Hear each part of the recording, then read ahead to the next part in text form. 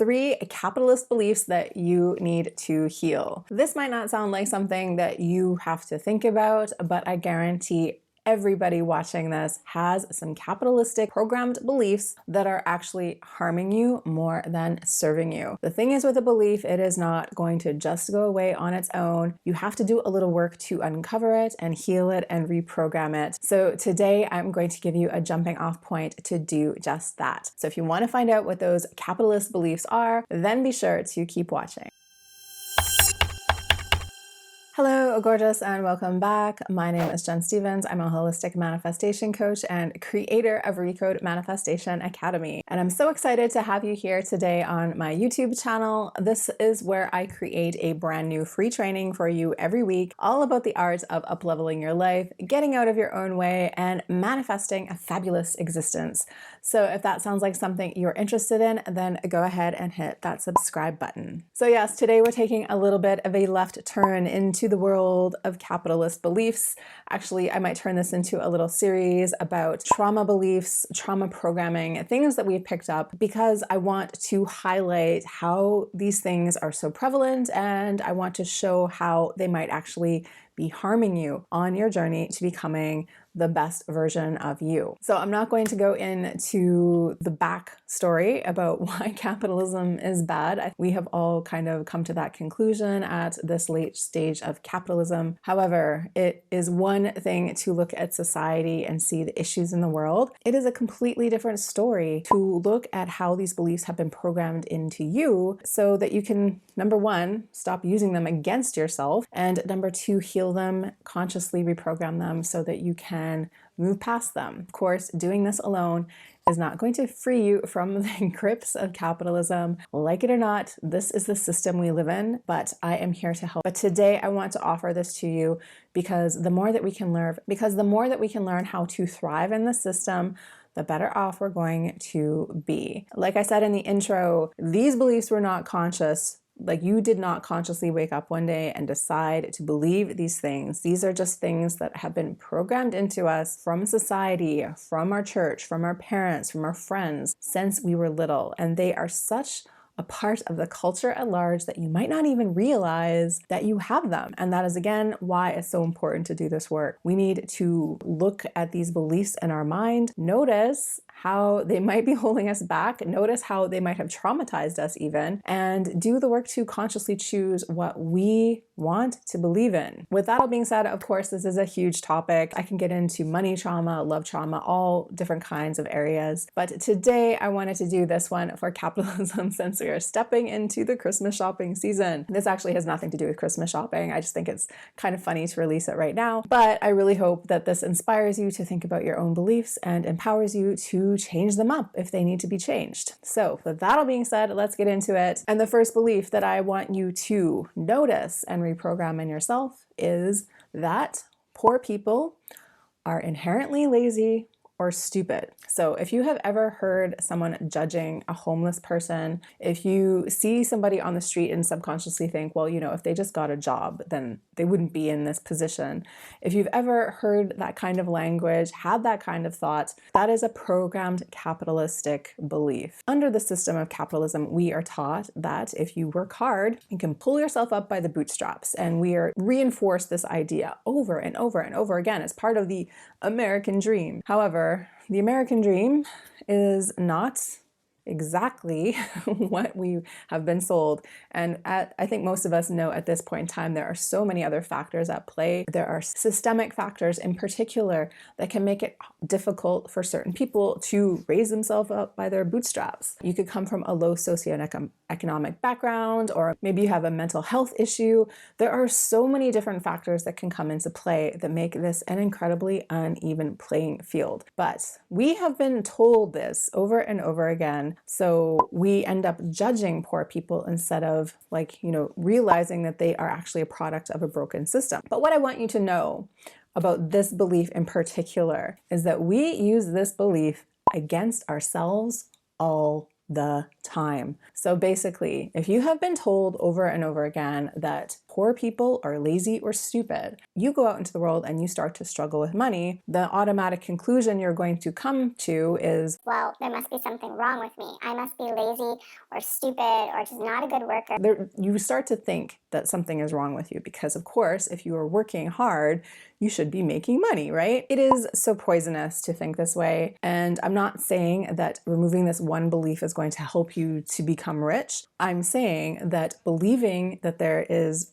something inherently wrong with you if you don't have the kind of money that you want is not going to help you to make more money, and not necessarily that making more money is the cure to this problem either. The system has been rigged against us, and we have to stop taking it so personally if we don't have the right tools. So a personal example for me is like, no one ever taught me about investing money, about saving money, about doing anything like that. Whereas I know that my friends that come from wealthier backgrounds, they were taught at a pretty young age about investments, about, this whole financial world that I was basically illiterate in. So that is a factor that I can open my eyes to, I can become aware of, and I can take action about. But I probably wouldn't take that action if I just thought, oh, I'm poor, so therefore I must be stupid or lazy. That is not an empowering thought. That is a thought that is going to keep you trapped. So I really want you to think about this one and see how you are using this thought against yourself. And if you are using it against yourself, what can you do? What can you start to believe in? What can you heal? What experience from your past can you heal in order to take some of that away? Okay, capitalist belief number 2 that I want to talk about today. If you want more money, you got to work harder or you got to work longer. So under the system of capitalism, that is the only way that we are taught to make money. So if you have ever heard of, maybe there's a single mom on TV that can't afford daycare, and you'll hear someone reply, well, they should just go get another job. This is the kind of capitalism attitude that we hear in so many different ways. Working hard is glorified in Western culture as a part of the puritanical belief structure. We think that working hard is like creating holiness, basically. Like that's the most kind of classical way of looking at it. But that very much ties into the concept of capitalism. If we are all taught that working hard is the best thing that we can possibly do, and that if we, want to make more money, we should just go do more of that, we are playing perfectly into that system. So the other thing to know about money and wealth in general is that it isn't always a result of more work, right? So a great example of this would be any of the billionaires. Just think of Jeff Bezos. Is he working, every single hour, every week? No, of course he's not. Was he at one point in time? Maybe. But the point is, his wealth isn't growing connected to his hourly output. When you connect your growth, your financial growth, to your hourly output, you are going to be limiting yourself in some way. So maybe right now, that is how you make your money. That is, you make your money by being paid hourly for a job. And that's totally okay. There's nothing wrong with that. But what I want to highlight here is that there are a lot of different ways to make money that have nothing to do with how long you work or how hard you work. It is about making smart money moves, and anyone has the ability to go out and figure out how to do that. So if I was going to challenge you to think on this in your own life, if I wanted to challenge you to start to make more money in your world, if that's what you want to do, what could you do that isn't going to make you work necessarily harder or longer to make that money? This is just a really important question to ask yourself to help you get creative and to start to see how this belief has been so deeply programmed into you. So I'll let you sit with that one as well. Okay, capitalist belief number 3. Hard work is always rewarded. So again, this is another potential vicious cycle we can wrap ourselves up in.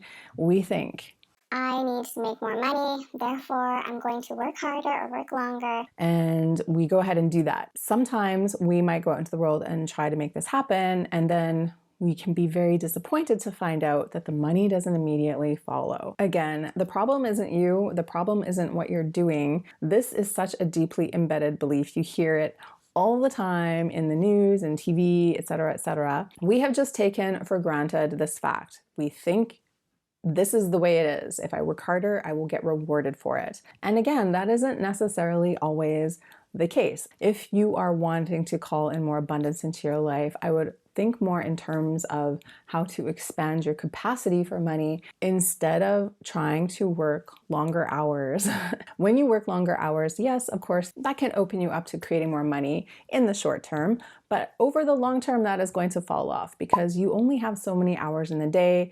There's only one of you. You can't really scale that going forward. I also want you to think about this as a belief that you use against yourself. So again, if you are feeling like you haven't made enough money, maybe you have internalized this to the point that since I don't have the money that I want, I must not be a hard worker. So if that resonates at all with you, I want you to start to check in with when was your first money idea about this from? What are some instances of your life where you felt this very acutely? And what would you rather believe instead? So while we are taught again over and over and over that hard work is always rewarded, there are so many examples out there in the world where this is so patently untrue. The example that I like to use is that usually some of the people that are paid the lowest amounts of money, like maybe the janitor at a high school, are paid the least amounts of money. Working hard is not a guarantee that you are going to be rewarded. There are definitely different ways to make money. Feeling that drained, working a ton of hours, doing all those kinds of things, maybe that is what you need to do in the short term, but I just want you to realize that you do not have to buy into that as a long-term lifestyle. That does not need to be part of your world going forward. That does not have to be a part of life. You can choose to do something else. It might take a little time, but there are other ways to get out of it. And again, using this belief against ourselves is so toxic because when you think you are lazy, you are going to just turn up in the world in a different way.